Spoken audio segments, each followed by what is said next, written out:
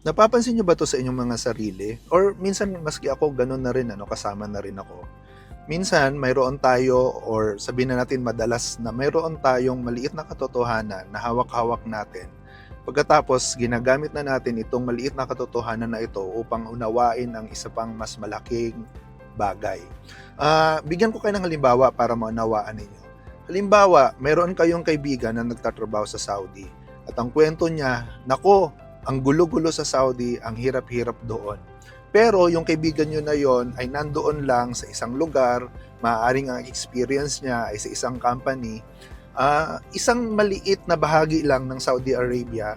Pero ang atin ngayong understanding sa Saudi, base doon sa narinig natin sa ating kaibigan, ay magulo na ang buong Saudi.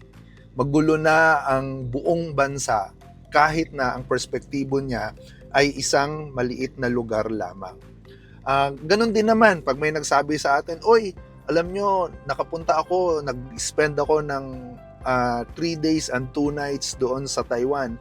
At ang ganda-ganda ng Taiwan, ang daming mga magagandang lugar na binabanggit." Pero yung 3 days and 2 nights na yon, ang napuntahan niya lang mga tourist spot.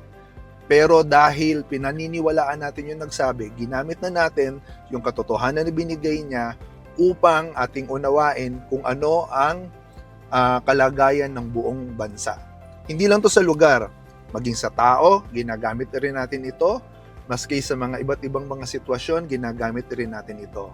Tandaan natin mga kalakbay, ang lawak-lawak ng mundo at napakakomplikado ng mga bawat sitwasyon.